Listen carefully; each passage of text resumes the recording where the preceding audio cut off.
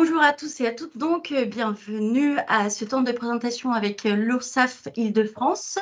Je suis Cécilia Bassi de la Chambre régionale de l'économie sociale et solidaire d'Île-de-France, une association qui travaille pour la promotion et le développement de l'économie sociale et solidaire à l'échelle régionale. Nous avons commencé à travailler avec l'URSSAF depuis cette année et du coup, ça nous semblait tout à fait pertinent d'avoir un temps un peu de lancement aussi de ce partenariat avec effectivement une présentation des missions du rôle de l'accompagnement que l'URSSAF peut proposer aux structures sur le territoire francilien. Du coup, je ne vais pas prendre plus la parole, juste un petit point technique. N'hésitez pas à poser toutes vos questions dans le chat.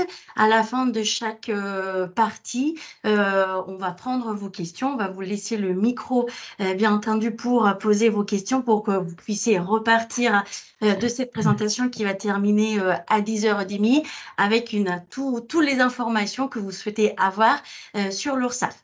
Je remercie vraiment beaucoup nos intervenants, Étienne, pour cette mobilisation. Et du coup, je vous laisse la parole. Bonjour à tous, merci beaucoup Cécilia. Merci beaucoup au CRES pour l'invitation. Alors, je suis Mourad Amarouche, je suis chargé de mission à la direction de la relation quotidienne de l'URSSAF Île-de-France et on est aujourd'hui avec Alban Lambert, présent pour vous faire une petite présentation de l'URSSAF Île-de-France. Nous allons voir ensemble, en fait.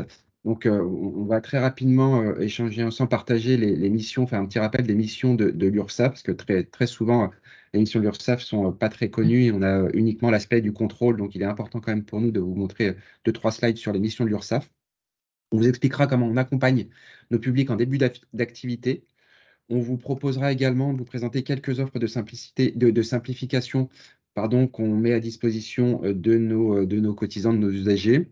Ensuite, on vous expliquera également comment on intervient auprès de nos publics en difficulté et quel accompagnement on peut leur proposer. Et enfin, on vous montrera, quand vous projettera une slide sur les services de l'URSSAF, voilà, notamment les points de contact et comment vous pouvez échanger avec nous.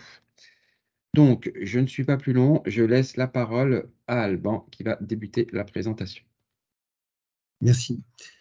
Bonjour à tous. Alors, effectivement, les missions de l'URSSAF, certaines sont connues, certaines sont moins connues.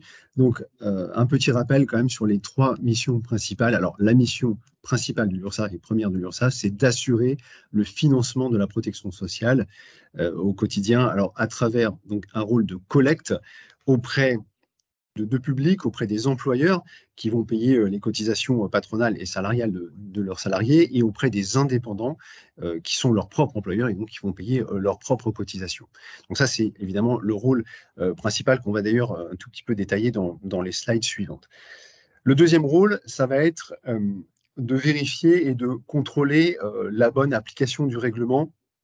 Donc ça, c'est aussi un rôle qui est assez connu à travers les contrôles et ça sert à garantir les droits sociaux, l'équité. Ça passe par aussi la lutte contre la fraude ou le travail illégal.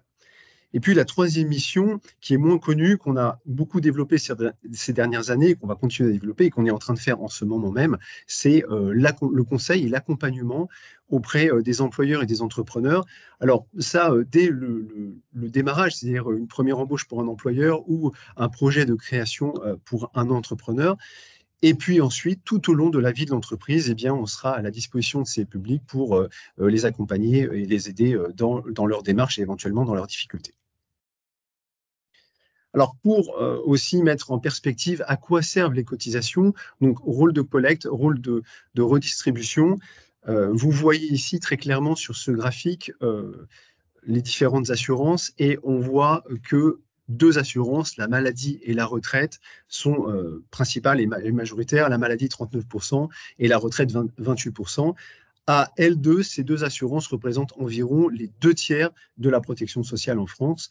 Puis viennent des assurances comme l'assurance allocation familiale et puis l'assurance chômage qui, elle, est réservée aux salariés. Et ensuite, des assurances comme l'autonomie, l'accident du travail, la dette sociale, etc. Donc ça, c'est pour vous donner aussi un ordre de grandeur des différentes assurances. Nous avons plus de 10,5 millions d'employeurs et donc de travailleurs indépendants, donc d'usagers qui sont cotisants chez nous, et 25 millions de salariés. Alors, il y a un lien qui est dédié sur notre site à quoi servent les cotisations, un lien d'ailleurs qu'on peut vous mettre dans le chat et que vous pourrez consulter, qui vous permet, là on vous a mis juste un slide, mais qui vous détaille un petit peu plus la perspective et à quoi servent et que financent ces cotisations sociales. Alors aussi, pour vous donner des ordres d'idées de volumétrie, en 2022, alors même si 2022 n'était pas encore une année totalement représentative parce qu'on sortait du Covid, il y avait encore un certain nombre de reports et surtout de délais de paiement, mais on était à pratiquement 650 milliards, 648 milliards d'euros de cotisations et contributions encaissées auprès de plus de 11 millions de comptes d'usagers. Il y a la présentation qui a disparu. Voilà, merci. Voilà.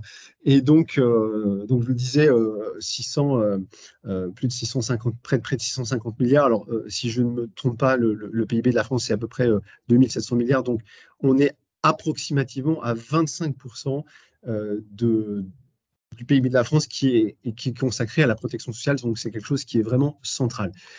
Au niveau du rôle de l'URSSAF, comme je l'ai dit rapidement en introduction, ce rôle de redistribution, de collecte et de redistribution se fait quotidiennement, le jour même, en fait, en moins de 5 heures. L'URSSAF va encaisser les cotisations et les reverser aux organismes chargés de verser les prestations. Alors, les principaux, donc la Caisse primaire d'assurance maladie pour les prestations santé, la CARSAT pour le versement des pensions de retraite et la CAF pour le versement des allocations familiales. Donc voilà, ça c'est ce qu'on peut dire vraiment dans les grandes lignes sur les missions de l'URSSAF. Oui, quelqu'un voulait intervenir? N'hésitez pas à poser vos questions dans le chat ou directement. Alors, en ce qui concerne l'accompagnement de nos publics en début d'activité, on a plusieurs offres. Alors, certaines offres s'adressent aux travailleurs indépendants, d'autres aux employeurs. En ce qui concerne les travailleurs indépendants, nous venons de développer une nouvelle offre qui s'appelle Mes premiers mois avec l'URSSAF. Alors ça, c'est un accompagnement qui est gratuit et personnalisé et qui va vous permettre un certain nombre de choses. Alors, de recevoir une lettre d'information mensuelle et personnalisée selon votre statut, des notifications avec les différentes étapes et les différentes démarches à effectuer, prévenir les difficultés, etc. Pouvoir participer à des webinaires thématiques, là encore une fois, en rapport avec votre statut, et puis une offre de rendez-vous avec un conseiller dédié.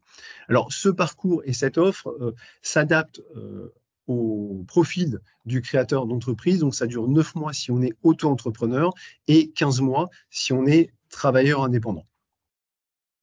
Pour pouvoir s'inscrire, c'est très simple. Il y a un lien qui est dédié, ursaf.fr/mes premiers mois. Vous vous inscrivez. Alors, l'idée, c'est de s'inscrire évidemment le plus tôt possible dès l'immatriculation pour pouvoir bénéficier pleinement de cette offre. Alors, je rajoute aussi dans l'offre qui est, entre guillemets, à cheval entre les indépendants et les employeurs, un lien qui est mon-entreprise.ursaf.fr qu'on va vous mettre aussi dans le chat. Sur ce site qui est géré par l'URSSAF, vous avez l'intégralité de tous les simulateurs de calcul, que ce soit donc pour les indépendants, quel que soit le statut, mais aussi pour les employeurs avec un simulateur pour l'embauche d'un salarié, ce qui permet de connaître le coût total entre une rémunération ou d'un salarié ou d'un dirigeant d'entreprise et le montant des cotisations pour connaître le coût total pour l'entreprise. Donc ça, ce sont des outils qu'on met à votre disposition qui sont gratuits et qui permettent vraiment d'anticiper les coûts. Et il y a aussi un comparateur de statut qui permet, selon le revenu d'un dirigeant, de décliner donc la rémunération du dirigeant, le coût social avec les cotisations, mais aussi de décliner les droits retraite, les droits santé, les droits famille, en rapport avec cette rémunération et ces cotisations. Donc c'est vraiment un site qui est très utile en termes d'outils. Donc Mourad, est-ce que tu as pu le mettre? Je vais le mettre en description. Je vais mettre le lien. Voilà. Donc vraiment, ce site est très utile. Donc, ça s'adresse aux indépendants, mais ça s'adresse aussi aux employeurs, comme je le dis, parce qu'il y a aussi des simulations pour le coût pour les salariés. Alban, peut-être une précision et on a une question. Est-ce que tu peux préciser la différence entre indépendant et micro-entrepreneur, s'il te plaît? Oui, bien sûr. Alors, en réalité, alors merci de cette question parce que en réalité, l'auto-entrepreneur est un travailleur indépendant. Les travailleurs indépendants, c'est une famille globale qui concerne toutes les personnes qui sont leurs propres employeurs. Mais effectivement, pour plus de simplicité et de compréhension, on appelle travailleurs indépendants tous ceux qui ne sont pas auto-entrepreneurs, c'est-à-dire qui sont en comptabilité réelle. Donc, pour faire simple, un auto-entrepreneur, c'est un indépendant en entreprise individuelle, mais au régime fiscal de la micro-entreprise, donc qui n'a pas de comptabilité réelle, avec les avantages et les inconvénients. Et ici, quand on parlait des travailleurs indépendants dans l'offre mes premiers mois, donc 15 mois, ce sont tous les autres qui sont en comptabilité réelle, soit en entreprise individuelle, soit en URL, SARL, SAS ou SASU. Eh bien, tout cela, ce sont des travailleurs indépendants, mais en comptabilité réelle. Donc voilà pour la distinction, mais merci de m'avoir fait préciser ce point. Mourad, je te laisse présenter l'offre employeur. Oui. Alors, on a également pour nos publics en début d'activité, nous avons une offre destinée aux employeurs. Donc, à l'instar de ce que Alban vient de présenter, donc tous les employeurs qui déclarent une première embauche à l'URSSAF, donc ils ont automatiquement la création d'un compte employeur et le fait d'avoir un compte employeur de créer, ça va automatiquement les intégrer dans une procédure d'accompagnement dans un dispositif qui s'appelle URSSAF Première Embauche. Et donc, ces employeurs vont être accompagnés par des conseillers dédiés. Et ces conseillers dédiés vont être proactifs, vont proposer des informations à ces entreprises, vont donner des conseils personnalisés par rapport à leur situation. Dans le cadre de cette offre de services dédiés première embauche, il y a une ligne téléphonique qui a été mise en place. Vous avez la possibilité, et ça, on vous le propose dès lors qu'on vous notifie que vous rentrez dans le dispositif première embauche, on vous propose des rendez-vous spécifiques avec les personnes qui sont chargées de vous accompagner dans le cadre dans cette offre de service. On vous propose des services dématérialisés. On vous propose également quelque chose de très intéressant pour les petites entreprises. C'est un dispositif qui s'appelle la visite conseil. Alors, c'est un dispositif que je détaillerai un petit peu plus tard, donc je ne vais pas vous en dire plus, mais c'est quelque chose qui peut être très intéressant quand on débute son activité pour notamment sécuriser ses pratiques. Cet accompagnement dure 6 mois. Voilà, dure 6 mois. Et comme je vous le dis, comme je vous l'ai dit, elle est automatique. Il n'y a pas de démarche particulière pour un employeur pour intégrer ce dispositif. Donc ensuite, J'ai une j'enchaîne. question. Oui, sûr, pardon. Non, il n'y a pas de souci. Je voulais savoir, ça concerne également les associations employeuses? Oui, oui, tout à fait. À partir du moment où il y a un numéro de compte URSSAF qui est créé, à partir du moment où vous avez un numéro employeur qui est créé, dès que vous avez fait votre déclaration préalable à l'embauche, ça génère l'ouverture d'un compte employeur chez nous et vous rentrez dans le dispositif. Alors, sur ce dispositif-là, mais pas le dispositif d'avant, si j'ai bien compris? Alors, le dispositif d'avant, c'est destiné aux travailleurs indépendants. Ouais, c'est ça. Donc, pas du tout. Ouais. Exactement. Alors, par exemple, un travailleur indépendant qui crée une entreprise, qui lance une activité et que dans le cadre de son activité, je vais dire une bêtise. Je suis un gérant majoritaire d'une SARL, donc j'ai un compte travailleur indépendant. Je vais rentrer dans l'offre mes premiers mois avec. Oula, j'entends un écho. Vous pouvez couper les micros, s'il vous plaît. Merci beaucoup. Donc, le gérant majoritaire de la SARL va avoir un compte travailleur indépendant et à ce titre, il va rentrer dans l'accompagnement mes premiers mois avec l'URSSAF. Et si il emploie des salariés, s'il fait une déclaration préalable à l'embauche, eh ben, il va également rentrer dans le dispositif URSSAF première embauche pour son entreprise. C'est deux accompagnements différents. C'est un accompagnement par rapport à la protection sociale du travailleur indépendant et un accompagnement sur les premières embauches, sur les obligations et les attentes d'une entreprise vis-à-vis de l'URSSAF. Tout ce qui est déclaration sociale nominative, déclaration préalable à l'embauche et les obligations d'une entreprise. Ok, merci beaucoup. Donc, s'il n'y a pas d'autres questions, je poursuis sur la diapo suivante. Et donc, comme je l'évoquais dans la slide précédente, en fait, dans le cadre de ce dispositif, les entreprises qui se créent se voient proposer la visite conseil. La visite conseil, c'est un dispositif gratuit, en fait, qui permet de solliciter un inspecteur du recouvrement. Donc, un inspecteur du recouvrement, c'est un spécialiste de la législation, notamment la législation pointue. Et donc, cet inspecteur du recouvrement se présente dans l'entreprise, fait un diagnostic de vos pratiques, soit sur la totalité de vos pratiques, soit sur un point bien précis de la législation que vous souhaitez mettre en place. Je vais dire une bêtise, par exemple, sur les avantages en nature, sur les frais professionnels, ce genre de choses. Donc, il y a peut-être un zoom, il peut faire un zoom particulier sur une situation particulière. Et à l'issue de cette visite conseil, il vous fait une lettre de préconisation. Cette lettre de préconisation, ensuite, on vous demande si les choses qui ont été constatées ne sont pas, entre guillemets, carrées, on vous demande à partir de cette lettre de préconisation, de régulariser la situation pour le futur. On ne revient pas sur ce qui est passé. Et ce qui est intéressant et ce qui est important à savoir, c'est que cette visite conseil ne donne pas lieu à un redressement. Alors, je vais quand même mettre une alerte particulière, sauf pour un cas, si on détecte un cas de travail dissimulé. Là, si on travaille des cas de situation de travail dissimulé, là, il y a redressement, bien entendu. Mais en tout cas, l'avis de conseil, c'est comme un audit à blanc qui vous permet d'évaluer vos pratiques.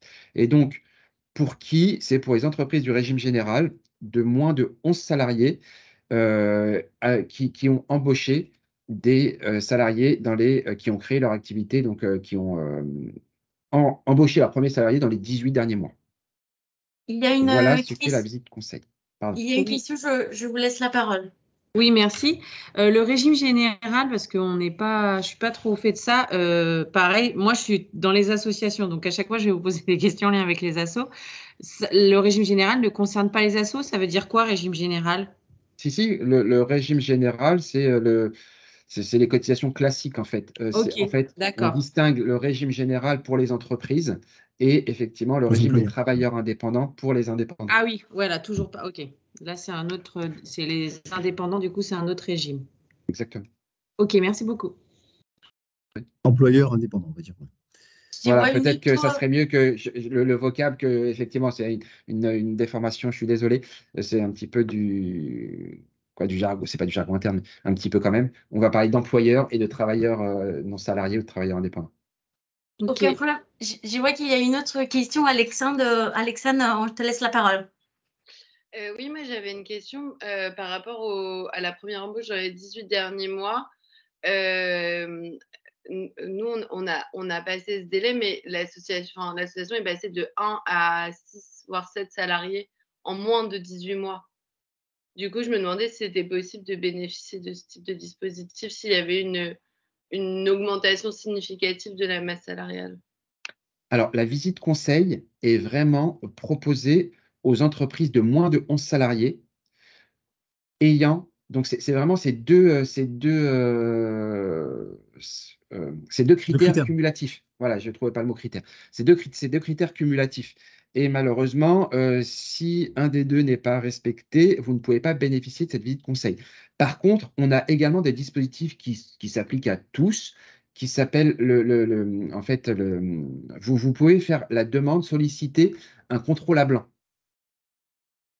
Et là, effectivement, c'est un peu le même principe, sauf que là, ce n'est pas pour l'ensemble des pratiques de l'entreprise, parce qu'on part du principe que l'entreprise est peut-être plus mature, plus ancienne, avec plusieurs choses de mise en place dans l'entreprise, et l'inspecteur ne va pas vérifier, entre guillemets, la bonne application sur tous les éléments, toutes vos obligations législatives, sociales. Donc là, pour un contrôle à blanc, vous sollicitez un contrôle à blanc plus sur une partie spécifique. Là, clairement, je reprends l'exemple de l'avantage en nature ou la mise en place d'un accord collectif, ce genre de choses. Là, c'est vraiment un cas précis. Là, vous pouvez solliciter un contrôle à blanc. Mais effectivement, malheureusement, pour la visite conseil, c'est voilà. Après, si c'est vraiment quelque chose qui, voilà, que vous semblez qui vous semble important et cetera, n'hésitez pas par le biais, de Cécilia à faire remonter votre demande et on verra nous comment on peut mettre en place quelque chose, pour votre structure. Est-ce qu'il y a d'autres questions par rapport à ces, dispositifs d'accompagnement? Je vois pas d'autres Non? questions dans le chat ni main levée, OK. mais voilà, n'hésitez pas, à poser vos questions dans le chat et du coup, je vous laisse continuer. Bon, après, même s'il y a des questions qui viennent sur ces thématiques-là, on pourra revenir, bien entendu, à la fin ou après une partie, n'hésitez surtout pas. Alors, j'avance sur la présentation. Donc Alors, la dans le partie cadre qui de suit simplifier ouais, les démarches, on a un certain nombre d'offres de contact. Alors, cette offre de contact, il faudra adapter en fait votre demande, adapter le circuit, on va dire, par rapport à votre demande, puisqu'on a plusieurs niveaux et plusieurs circuits de contact. Le premier, on va dire, ça va être via la création donc d'un espace, que vous soyez donc employeur ou que vous soyez travailleur indépendant, vous allez créer votre espace. Et pour les demandes de premier niveau, on va dire, qui pourraient tout simplement être répondues par courriel, eh bien, c'est d'utiliser la messagerie et d'envoyer un courriel. Si c'est une réponse, une demande simple, premier niveau, une demande de documents, ce genre de choses. Et puis ensuite, en deuxième niveau, vous allez pouvoir prendre des rendez-vous ou par téléphone ou par vidéo. Et là, on vous a mis d'ailleurs le lien, donc contact.ursaf.fr. Donc sur ce site, vous allez d'abord, selon votre profil, si vous êtes employeur, si vous êtes indépendant, si vous êtes expert comptable, hein, par exemple, etc. Il y a tout un tas de profils, il y a 6 catégories de profils. Vous allez pouvoir donc, selon votre profil, vous identifier et prendre un rendez-vous, donc par téléphone ou par visio. L'avantage du rendez-vous, évidemment, ça va être de choisir le jour et l'heure et l'agent va vous rappeler au moment où vous aurez choisi. L'intérêt aussi du rendez-vous, ça va être de détailler, alors en quelques lignes, mais le sujet, ce qui vous permet à l'agent, quand il va vous rappeler, d'avoir préparé aussi ce sujet. Et comme ça, c'est un gain de temps pour vous et pour nous.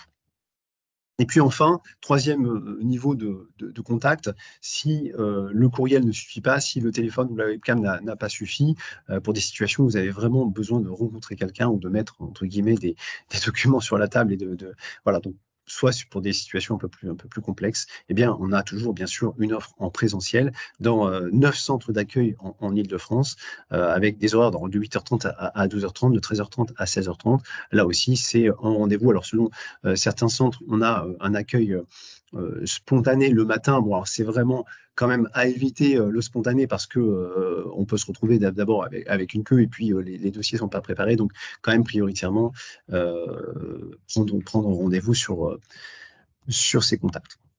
Alors, aussi, nous avons bien évidemment des lignes qui sont dédiées pour les employeurs d'une part et les indépendants d'autre part. Donc pour les employeurs, nous avons la ligne 3957. C'est un service évidemment gratuit. Et puis il y a aussi un numéro si on téléphone depuis l'étranger. Alors pour ces appels sur ces lignes, donc le 3957 et le 3698 pour les travailleurs indépendants, là l'offre est plus large puisqu'on peut appeler dès 7h30 du matin et jusqu'à 17h30. Donc ça, ce sont pour les rendez-vous. Et puis, nous avons une présence évidemment sur Internet, sur les réseaux sociaux, au-delà de notre site, de nos sites autoentrepreneur.ursaf.fr et le site généraliste ursaf.fr. Nous avons sur le nouveau média X, alors anciennement Twitter, et LinkedIn, évidemment, nos comptes. Et puis sur la page YouTube de l'URSSAF Île-de-France. Donc là, on va vous mettre le lien dans le chat. Nous avons énormément de vidéos, de tutos, et de conférences et de tutos qui vous permettent d'avoir une base documentaire très importante en vidéo. Alors l'avantage, c'est que vous pouvez les regarder quand vous voulez. Et puis, il y a avec la petite truc de recherche, vous pouvez chercher avec un mot-clé des vidéos qui correspondent à des thèmes précis, parce qu'on a énormément de vidéos courtes avec tout un tas de questions sur des problématiques précises. Donc vraiment aussi très important d'utiliser cette ressource d'information qu'est notre chaîne YouTube. concernant les sources d'information, nous avons également un magazine web de l'URSSAF Île-de-France à destination des entrepreneurs de la région d'Île-de-France, dans lequel vous pouvez retrouver des articles où on parle de nos actualités, de nos offres de services. On partage des témoignages d'entreprises ou de partenaires. Voilà, il y a des conseils également pour accompagner les usagers dans le cadre des démarches, des premières démarches ou des démarches un petit peu plus complexes. Vous avez la possibilité également, ce qui est très intéressant, de retrouver un agenda avec tous les événements qu'on organise et notamment également d'accéder au replay de ces événements qui sont passés. On vous met à disposition également nos publications statistiques, car au niveau de l'URSSAF, on a énormément de données, nous récoltons énormément de données, et nous mettons à disposition justement ces données statistiques sur l'emploi en Île-de-France. Elles sont publiques, hein, ces données, et on les met à disposition notamment par ce petit mini-site magazine. Et également, vous retrouvez des informations sur l'URSSAF et ses missions. Donc, le site internet, on va vous mettre le lien également. L'adresse, pardon, c'est urstart-île-de-France, idf.fr. J'ai mis le lien dans le chat. Merci. On propose également, donc là, comme c'est le cas aujourd'hui, mais plus largement, on propose toute une programmation de webinaires thématiques, notamment pour sécuriser les pratiques vis-à-vis des obligations sociales, des obligations, des webinaires thématiques en fonction également des catégories, donc pour les employeurs, pour les travailleurs indépendants, soit des événements qu'on propose seuls, uniquement au niveau de l'URSSAF, soit des événements, des webinaires qu'on propose en co-animation avec des partenaires type Pôle emploi, type la Direction générale des finances publiques ou la Caisse nationale d'assurance vieillesse. Voilà, on a une programmation très riche et variée pour l'ensemble de nos publics, qu'ils soient employeurs ou travailleurs indépendants. Et donc, vous retrouvez toutes ces informations, en plus de notre petit webzine, vous trouvez également sur notre site ile-de-france.ursaf.fr, actualité, vous trouvez toutes les programmations. Ensuite, on voulait vous évoquer avec vous deux dispositifs qui simplifient la vie des entreprises et des associations pour les aider à gérer les obligations liées à l'embauche des salariés. Ces dispositifs, je ne sais pas si vous en avez déjà entendu parler, c'est le titre emploi service entreprise et le chèque emploi associatif. C'est des dispositifs gratuits, complètement dématérialisés, donc tout se passe sur Internet, et le but du jeu, c'est de vous faciliter les démarches liées à la gestion d'un salarié. En fait, c'est en 3 étapes. La première étape, donc, c'est l'inscription au dispositif. La deuxième étape, ça va être la déclaration du salarié. Et la troisième étape, ça va être de faire les déclarations périodiques. Et toutes ces obligations que vous avez normalement et par le dispositif classique, par le biais de la DSN, de la DPAE, etc., eh ben, on vous propose de les faire de manière simplifiée à travers des documents qui s'appellent des volets sociaux. Je ne sais pas si vous connaissez le CESU, le chèque emploi service universel pour les particuliers, mais c'est des dispositifs très simplifiés sur lesquels on vous demande très peu d'informations. Et sur la base de ces documents que vous nous remplissez, eh ben, on met à disposition un document qui est vos contrats de travail. Ensuite, on met à disposition les bulletins de paye. On calcule pour vous le montant des cotisations et des contributions sociales. On calcule également les montants de l'impôt sur le revenu. On fait le décompte des cotisations et de l'impôt sur le revenu pour le prélèvement à la source. On fait à votre place la déclaration sociale nominative, qui est une des obligations de l'entreprise, une des obligations périodiques de l'entreprise à partir du moment où elle a des salariés. Et on fait également un certain nombre de déclarations annuelles. Vous avez mis quelques exemples comme l'état récapitulatif annuel ou attestation fiscale. Donc, c'est des dispositifs, encore une fois, je le répète, gratuits, complètement dématérialisés. C'est des dispositifs qui sont très intéressants pour une entreprise qui débute. On n'est pas là pour remplacer un comptable, ça vient en complément du comptable, notamment pour tout ce qui est fiscalité. On n'est pas là pour vous dire ne prenez pas de comptable, mais sachez que vous avez ces petits outils qui sont très utiles pour vous accompagner au démarrage. J'insiste bien sur le mot au démarrage, parce que en fait, c'est des outils dématérialisés pour lesquels vous faites vos déclarations salarié par salarié. Donc, quand vous avez moins d'une dizaine, allez, moins d'une dizaine de salariés, eh ben, ça va être gérable parce que de faire les volets sociaux salarié par salarié et de récupérer les bulletins de salaire salarié par salarié. Mais à partir d'un certain nombre de salariés, eh ben, ça va commencer à être un petit peu plus long à utiliser comme service. Et voilà, peut-être que l'entreprise aura commencé à grandir et qu'il sera temps peut-être de passer à un dispositif de gestion du personnel classique. Mais en tout cas, sachez que notamment pour vos premiers mois d'activité, quand vous débutez et pour limiter le prix de la gestion des formalités liées à l'embauche d'un salarié, eh ben, vous avez ces dispositifs gratuits qui existent. Donc, on a une petite question, excusez-moi. Où en trouvons une guide exhaustive d'utilisation de CEA? alors, Alban a mis le lien dans la conversation. Merci Alban. Il y a un site internet. Comme je vous le disais, ces deux dispositifs sont gérés uniquement de manière dématérialisée. Tout est fait par Internet. Alors, bien entendu, vous avez des lignes téléphoniques dédiées qui peuvent vous renseigner. Mais déjà, sur les deux sites, le accueil-lethèse.ursaf.fr ou accueil-cea.ursaf.fr, vous avez énormément d'informations sur la procédure d'adhésion à ce dispositif qui peut rentrer dans le cadre, pour quel salarié, etc. Mais c'est vraiment des dispositifs qui couvrent de manière très large et finalement, il y a très peu d'exclusion de ce dispositif. Donc, quasiment pour toutes les catégories de salariés, vous pouvez utiliser ces dispositifs et voilà. Dans Donc, le lien que j'ai sur partagé, vos vous deux. avez le mode d'emploi pas à pas, en fait, comme tu disais, l'adhésion, le contrat, le volet social, bulletin de paye, paiement des cotisations, déclaration annuelle. Donc là, c'est vraiment détaillé, vraiment pas à pas. Donc vous pouvez visualiser sur le lien. Voilà pour Merci beaucoup. pour ces deux offres de simplification. On vous a également mis des liens concernant des sites sur lesquels, des liens sur lesquels vous pouvez trouver des informations sur votre statut et vos démarches. Donc, il y a le site ursaf.fr, bien entendu, mais également le site auto-entrepreneur.ursaf.fr.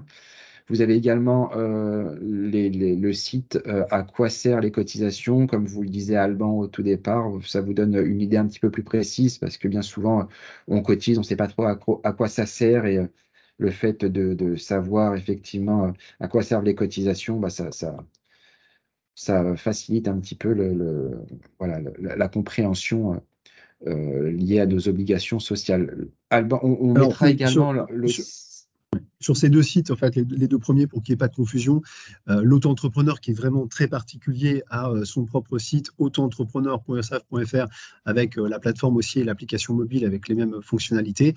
Et puis, tous les autres, entre guillemets, qui soient indépendants classiques, donc non auto-entrepreneurs ou employeurs, là, ça passe par la création d'un compte sur le site généraliste ursaf.fr. Et on vous mettra le lien également dans la conversation. Alban l'a évoqué tout à l'heure. Il y a un site qui est très, très bien fait, un site URSAF, qui est mon-entreprise.fr, effectivement, sur lequel vous retrouvez énormément de simulateurs. Et c'est vraiment un site qui est très bien fait et très intéressant. Je vais vous le mettre. Ouais. Et c'est un site qui est en deux versions, et en français et en anglais, avec exactement les mêmes informations, mais c'est très intéressant pour les entrepreneurs. Alors, Alors, on ouais. continue Au niveau des usagers fragilisés, donc publics en difficulté, on a un certain nombre de choses. Alors, tout d'abord, on va pouvoir, là, on parle du délai de paiement. Avant même de parler délai de paiement, je voudrais évoquer quelque chose, alors en particulier pour les indépendants, puisque pour les indépendants, en tout cas hors auto-entrepreneurs, on ne va pas forcément connaître leur revenu en temps direct, on va connaître leur revenu l'année suivante, donc il y a la possibilité d'estimer son revenu, surtout si on a des revenus à un moment qui baissent, eh bien, il y a cette possibilité d'estimation de revenus pour moduler les cotisations, et inversement, d'ailleurs, si le revenu monte pour éviter des régularisations ou des futures difficultés, on va pouvoir estimer à la hausse. Donc d'abord, l'estimé de revenus, ça c'est un outil qui est gratuit, qui est simple et qui permet de maîtriser les cotisations en temps réel. Ensuite, si on est en difficulté, eh bien, il ne faudra pas hésiter, il faudra d'ailleurs se manifester, qu'on soit employeur ou qu'on soit indépendant, j'ai envie de dire se manifester à la première difficulté. Ça, c'est quelque chose que moi, je vis au quotidien et euh, beaucoup, alors peut-être parce qu'ils ont peur de l'URSSAF, où il y a aussi le sentiment de solitude des indépendants et parfois on va mettre un petit peu les problèmes sous le tapis, on va attendre. Ça, c'est vraiment l'erreur qu'il ne faut pas faire.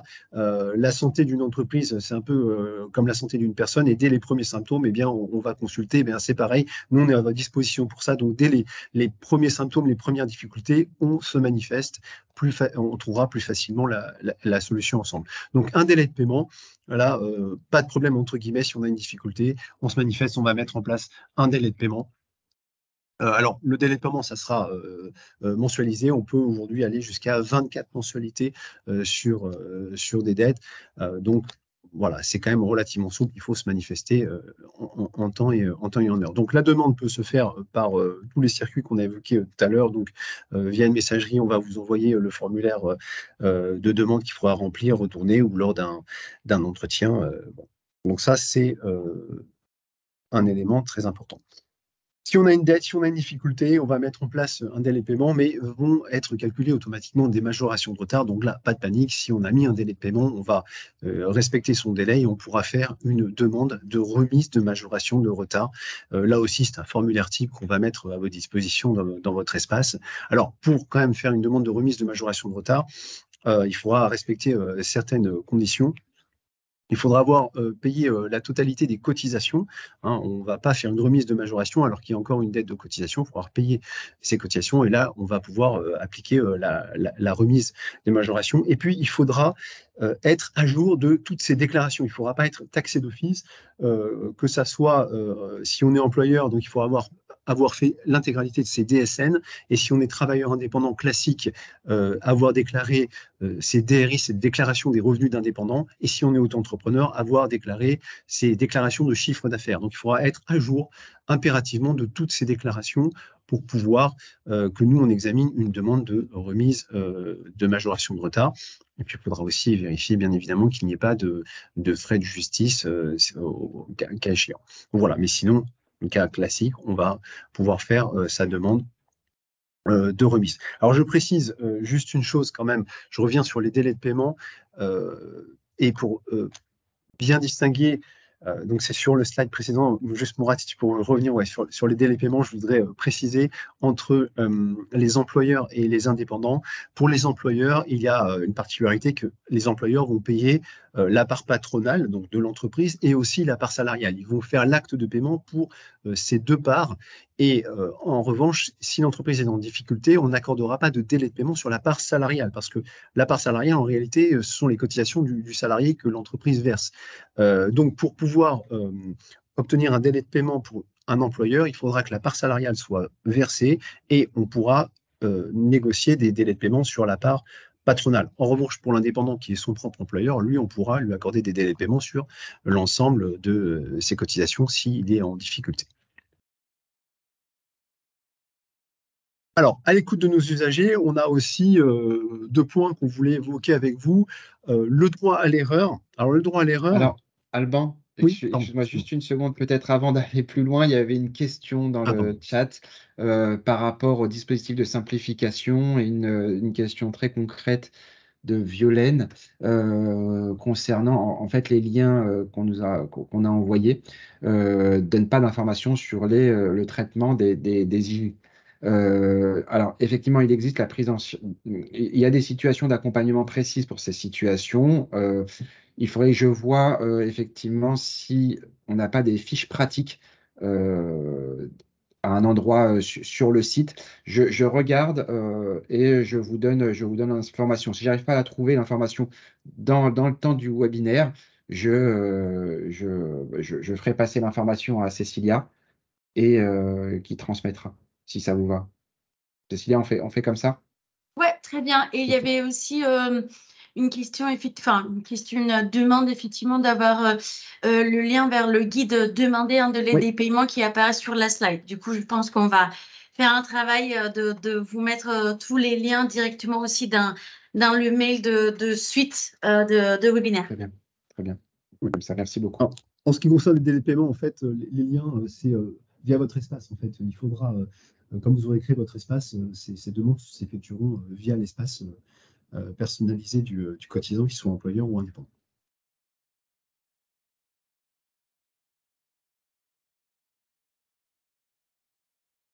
On continue sur l'écoute des usagers.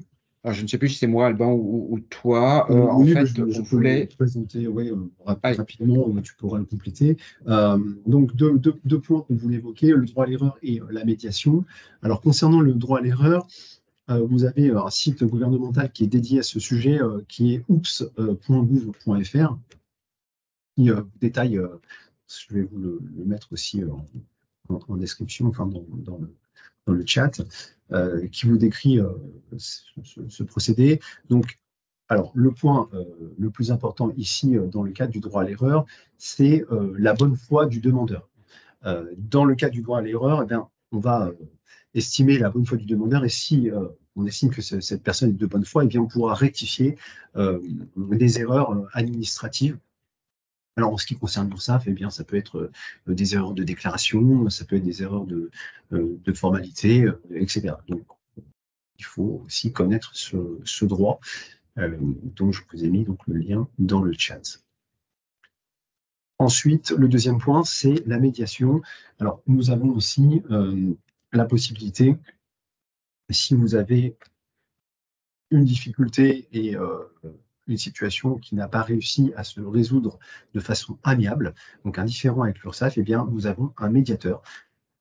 Et vous pouvez donc saisir ce médiateur. Là aussi, on a une page dédiée. Alors, pour pouvoir saisir le médiateur, on ne saisit pas le médiateur comme ça. On doit d'abord avoir normalement effectué une réclamation et suite à cette réclamation, eh bien, la réponse que vous aurez apportée soit n'est pas satisfaisante pour vous, vous n'êtes pas d'accord avec cette réponse, eh bien là, vous êtes en droit de saisir le médiateur.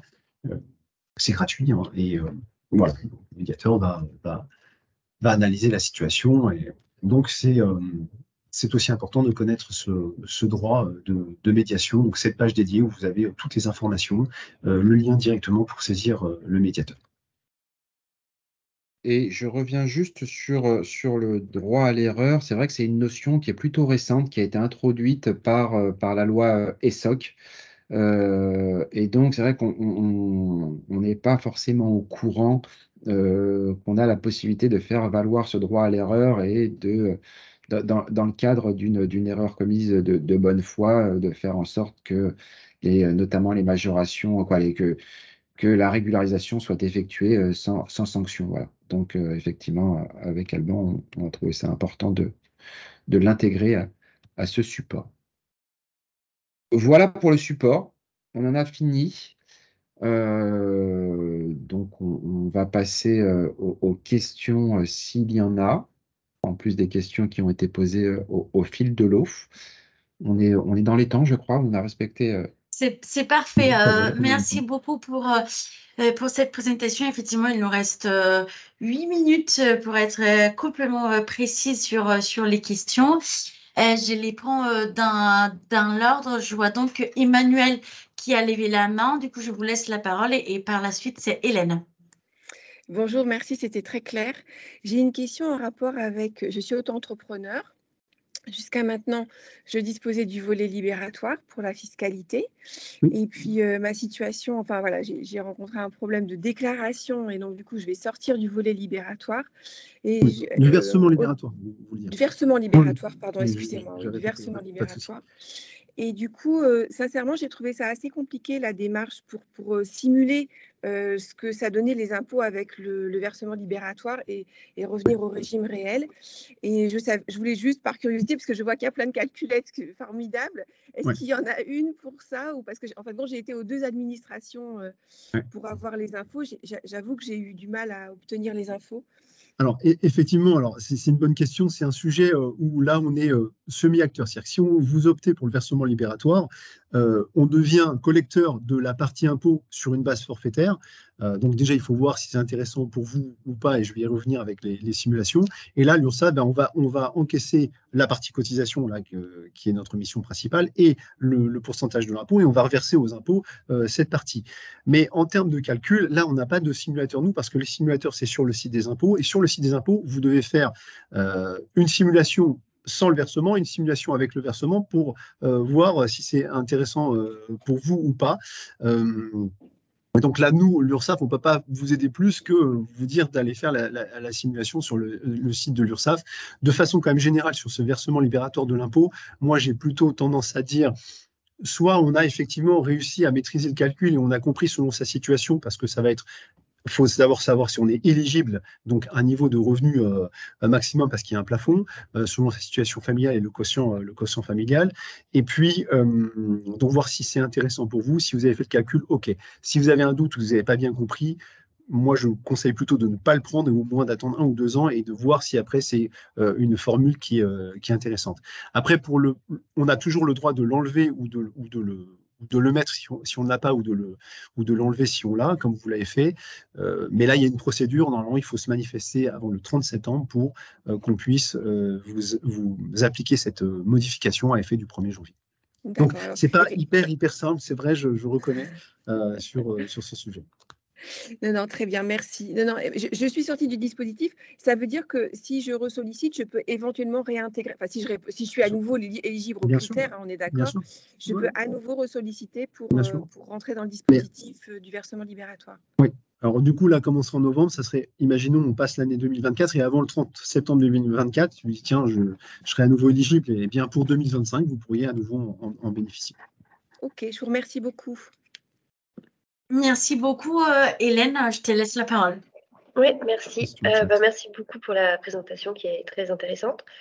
Moi, je suis plutôt dans l'accompagnement des entreprises et j'accompagne pas mal d'entreprises en difficulté et j'étais un peu preneuse de savoir dans la hiérarchie des dettes, comment vous vous positionnez. Par exemple, si une entreprise est en liquidation, j'imagine que vous êtes payé en priorité et par rapport aux autres fournisseurs, est-ce que vous êtes avant? Enfin, je ne sais pas si c'est un peu technique, je ne sais pas si vous avez cette information-là. Alors, effectivement, c'est un peu technique. Je crois que les personnes qui passent en premier, c'est les impôts. Mais ce que je vous propose, moi, je n'ai pas la réponse précise de la répartition des dettes. Je peux prendre à tâche de mes collègues qui sont vraiment spécialistes sur le sujet. Dans ce cas-là, moi, je vais faire monter l'information à Cécilia et on vous apporte la réponse dans un second temps. Désolé de ne pas avoir la réponse, mais effectivement, c'est quelque chose de très particulier qui est pris en charge par des spécialistes du contentieux, notamment du contentieux forcé. Donc voilà, donc je n'ai pas la réponse là tout de suite maintenant. Ok, et dans ce cas, j'avais une autre question plutôt concernant le contrôle URSSAF. Dans quel cas est-ce qu'il y a des contrôles? Est-ce que c'est aléatoire ou est-ce qu'il faut déjà qu'il y ait suspicion de fraude? Alors, c'est une très bonne question, effectivement. Il faut savoir que le contrôle URSSAF, c'est normal dans la vie d'une entreprise. Le système français est un système déclaratif. Donc, on vous demande de faire votre déclaration. Donc, c'est vous qui nous déclarez ce que vous voulez, finalement. Et donc, la contrepartie de ce dispositif déclaratif est le contrôle. Donc, ce n'est pas parce que vous avez été dénoncé ou parce que vous faites mal, etc. Non, la plupart du temps, vous rentrez dans le cadre d'un plan de contrôle. Une entreprise, normalement, devrait être contrôlée entre 3 et 5 ans. Normalement, une entreprise doit être contrôlée. C'est normal. Voilà. Après, il y a des secteurs d'activité dits à risque qu'on contrôle, entre guillemets, un peu plus souvent, ou en tout cas, on porte une attention un peu plus particulière pour ces secteurs d'activité.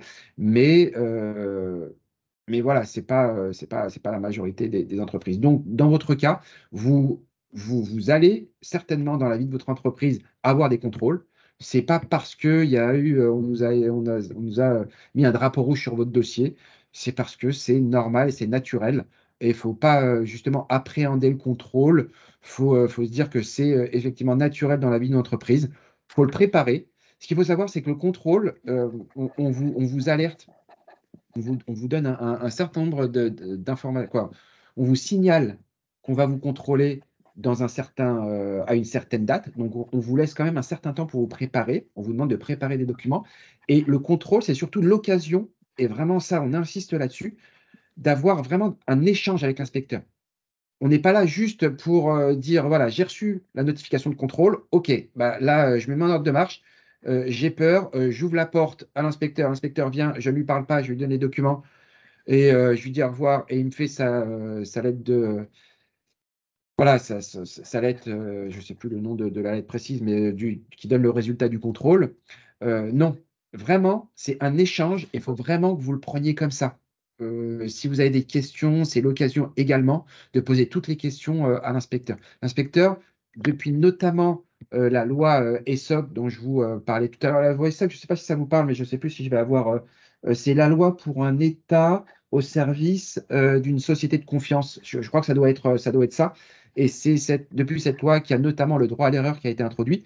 Mais les inspecteurs ont ont une mission de conseil, de pédagogie importante. Donc vraiment, il ne faut pas craindre le contrôle, il faut le préparer et il faut échanger avec l'inspecteur. Alors, il y avait une question au chat aussi sur Paul, un indépendant, qui nous dit qu'il avait, alors en entreprise individuelle avec un résultat négatif, donc je suppose qu'il est donc à l'IR. Alors du coup, il dit je me rémunère 300 € par mois, mais en fait, oui, mais c'est le résultat de l'entreprise si on est à l'IR. Donc s'il est en déficit, est-ce qu'il peut demander le RSA? Alors oui, donc là, ça sera du coup auprès de la CAF. Il faudra justifier de ses ressources et de ses revenus. Donc là, on pourra l'aider dans le sens où on pourra lui donner un relevé de situation avec ses revenus déclarés au cours des 1, 2, 3 dernières années. Et là, il faudra faire une demande auprès de la CAF. Mais oui, on peut, si on est indépendant et avec des revenus très très faibles, solliciter une demande de RSA en complément tout en étant indépendant. Et ça, oui, c'est possible. On a également une chose dont on n'a pas parlé, Alban. On a un fonds d'action sociale pour les travailleurs indépendants. Et effectivement, on a la possibilité d'accompagner les travailleurs indépendants dans certaines situations. Alors, ça ne couvre pas toutes les situations de difficulté, mais voilà, sachez qu'on a un dispositif d'action sociale. Vous allez pouvoir trouver des informations sur l'action sociale mise à disposition pour les travailleurs non salariés par l'URSSAF sur le site de l'URSSAF. Je viens de vous mettre le lien aussi dans le chat. Voilà. Je vois, il lui reste 1 ou 2 minutes. Je vois encore une main levée. Je vous laisse la parole, donc Violaine, pour votre question.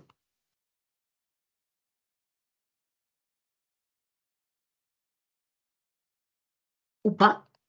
Ou si vous voulez la poser dans le chat, n'hésitez pas. Sinon, on a le temps effectivement encore pour 1 ou 2 questions pour rester parfaitement dans le timing. Si Violaine n'arrive pas à poser cette question ou si c'était juste une fausse manip, Alexane, je te laisse la parole. Oui, moi j'avais une question sur le. Est-ce que vous pouvez nous réexpliquer du coup comment solliciter? C'est quoi les implications d'un contrôle blanc? Parce que vous l'avez évoqué rapidement tout à l'heure. Oui, oui, tout à fait. Ben, c'est pareil, hein. En fait, un contrôle à blanc, on sollicite l'URSSAF par le biais de son espace en ligne et on explique qu'on souhaite, voilà, qu'on a une entreprise qui existe depuis un certain temps, etc., le nombre de salariés, et que dans le cadre de la mise en place d'un accord collectif, par exemple, vous souhaitez sécuriser vos pratiques et pouvoir bénéficier d'un contrôle à blanc. Dans ce cas-là, voilà, on vous recontacte, en fait, les inspecteurs qui s'occupent de votre département, de votre secteur, prennent contact avec vous pour préciser la demande et voir dans quel calendrier, comment cette visite peut être mise en place. Je ne sais pas si c'est voilà, est-ce que c'est plus clair ou est-ce que vous attendiez d'autres informations par rapport au déroulé peut-être? Ouais, je veux bien savoir un peu comment ça se passe. Alors, par rapport au déroulé, moi, voilà, je peux pas vous en dire beaucoup plus. C'est-à-dire qu'effectivement, c'est un inspecteur qui vient vous voir, mais comme je vous le disais tout à l'heure, il n'analyse pas toute la situation, des pratiques sociales de votre entreprise. Donc c'est vraiment focalisé sur une chose, jeune entreprise innovante, l'accord collectif, les frais de la mise en place d'avantages en nature, type, véhicule de fonction, ce genre de choses. Donc, voilà, c'est vraiment quelque chose de particulier et donc il vient vous voir, il prépare la visite, par le biais, d'échanges, avec vous, d'échanges mails, d'échanges téléphoniques pour préciser l'attente et il détermine avec vous, une date de passage. Voilà. Après, concernant, voilà, les détails pratico-pratiques, sous quel délai, comment il prend rendez-vous et cetera, je peux pas aller, plus en avant, dans l'explication, mais voilà, la démarche est ainsi proposée. Très clair, merci. Je vous en prie. Merci beaucoup, sauf s'il y a pas d'autres questions. On arrive à la fin du temps qu'on s'était donné pour cette première présentation et ce premier travail ensemble avec l'URSSAF. Merci beaucoup, Alban et Mourad, pour votre temps, pour cette présentation. Merci, Étienne, aussi pour la coordination de ce travail. J'espère qu'on aura tout à fait l'occasion de refaire de nouvelles choses en 2024. Comme dit au début du webinaire, on va vous transmettre la présentation utilisée par Alban et Mourad et aussi tous les liens et toutes les différentes informations que vous nous avez demandées. Et du coup, le webinaire sera disponible, je pense, à partir de la semaine prochaine sur la chaîne YouTube de la CRES. Et effectivement, s'il y a des questions spécifiques à faire remonter, n'hésitez pas à me les partager pour que je les rassemble et j'aille à la pêche des informations de façon coopérative et regroupée. Euh, Merci beaucoup. Je vous souhaite du coup une très belle journée et n'hésitez pas, vous avez mon contact. Je suis là pour ça. Merci beaucoup. Merci Merci beaucoup. beaucoup. Au revoir et bonne journée à tous et à Merci, toutes. bonne journée. Merci, Au au revoir. revoir.